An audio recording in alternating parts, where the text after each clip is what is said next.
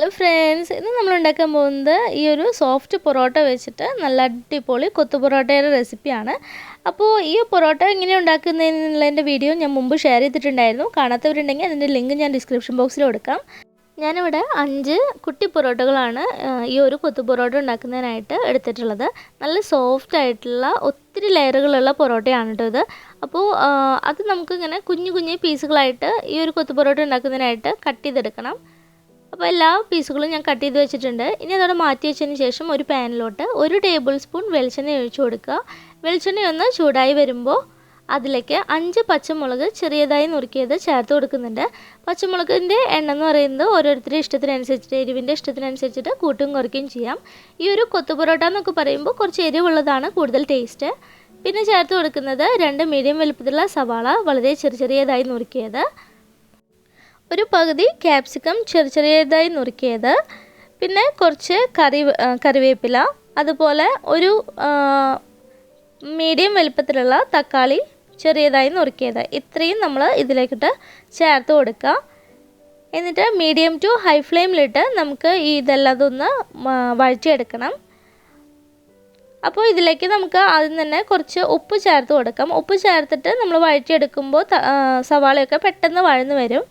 അപ്പോൾ നമ്മളിതിലേക്ക് കുറച്ച് ഉപ്പ് ചേർത്ത് കൊടുത്തിട്ടുണ്ട്. ഇനി നന്നായി ഇളക്കിയിട്ട് ഈ സവാളയും തക്കാളിയൊക്കെ നന്നായിട്ടൊന്ന് വഴന്ന് വരുന്ന വരെ നമുക്ക് ഇളക്കി കൊടുക്കാം.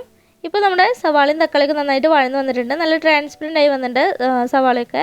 ഇനി ഇതിലേക്ക് നമ്മൾ ചേർത്ത് കൊടുക്കുന്നത് ഒരു മുട്ടയാണ്. ഞാനിപ്പോൾ ഒരു മുട്ടയെ എടുത്തിട്ടുള്ളൂ. 2 3 എടുക്കണമെന്നുണ്ടെങ്കിൽ എടുക്കാം. മുട്ടയുടെ എണ്ണം കൂടുമ്പോൾ അത്രയും ടേസ്റ്റ് കൂടുതലായിട്ട് കിട്ടും കേട്ടോ. അപ്പോൾ നമ്മൾ മുട്ട ചേർത്ത് കൊടുത്തിട്ട് മീഡിയം ഫ്ലെയിമിൽ തീ വെച്ച് നല്ലതുപോലെ ഒന്ന് സാധാരണ നമ്മൾ മുട്ട കുത്തി പൊരിക്കുന്നത് പോലെ പൊരിച്ചെടുക്കാം. അങ്ങനെ മുട്ടയൊന്ന് കുക്കായി വന്നു കഴിയുമ്പോൾ തീ ലോ ഫ്ലെയിമിലോട്ട് മാറ്റി നമുക്കിതിലേക്ക് ചേർത്ത് കൊടുക്കാനുള്ള പൊടികളെല്ലാം ആഡ് ചെയ്ത് കൊടുക്കണം.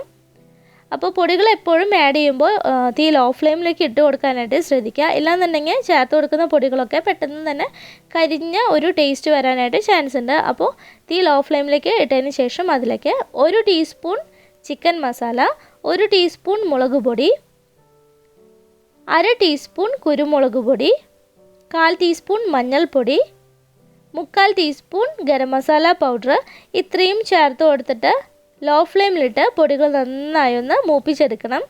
പൊടികൾ നല്ലതുപോലെ മൂത്ത് വന്നതിന് ശേഷം നമ്മൾ ആദ്യം റെഡിയാക്കി വെച്ചിട്ടുള്ള പൊറോട്ടയുടെ പീസുകളെല്ലാം നമുക്ക് ഈ ഒരു മസാലയിലോട്ട് ചേർത്ത് കൊടുക്കാം. അങ്ങനെ പൊറോട്ട മുഴുവനായിട്ട് നമ്മളതിലേക്ക് ചേർത്ത് കൊടുത്തു. ഇനി പൊറോട്ടയും മസാലയും നല്ലതുപോലെ മിക്സ് ആവുന്ന വിധത്തിൽ നന്നായി ഒന്ന് ഇളക്കി കൊടുക്കണം. അങ്ങനെ ഇളക്കി കൊടുത്ത് ഇതിലേക്ക് ആവശ്യത്തിന് ഉപ്പ് കൂടി ചേർത്തിട്ട് ഒരു 3-4 മിനിറ്റോളം നമുക്ക് മീഡിയം ടു ഹൈ ഫ്ലെയിമിലിട്ട് ഇത് കുക്ക് ചെയ്തെടുക്കാം. അപ്പോൾ ഇത്രയേ ഉള്ളൂ. വളരെ സിമ്പിളായിട്ട് നമുക്ക് ഈ ഒരു കൊത്തു പൊറോട്ട ഉണ്ടാക്കിയെടുക്കാം. നല്ല ടേസ്റ്റിയാണ്. നമുക്ക് എക്സ്ട്രാ കറികളൊന്നും പൊറോട്ടയുടെ കൂടെ ആവശ്യമൊന്നുമില്ല. ഈ രീതിയിൽ തന്നെ നമുക്ക് കഴിക്കാൻ നല്ല രസമാണ് കേട്ടോ. അപ്പോൾ ഇതിൻ്റെ ടേസ്റ്റ് ഒന്നും കൂടി കൂടാനായിട്ട് ഇതിലേക്ക് നമുക്ക് ചിക്കൻ പീസോ അല്ലെങ്കിൽ ബീഫ് കറി ഉണ്ടെങ്കിൽ ബീഫ് കറിയുടെ കുറച്ച് ചാറും അതുപോലെ കുറച്ച് കഷ്ണങ്ങളും കൂടി ഇട്ട് കഴിഞ്ഞിട്ടുണ്ടെങ്കിൽ അടിപൊളിയായി.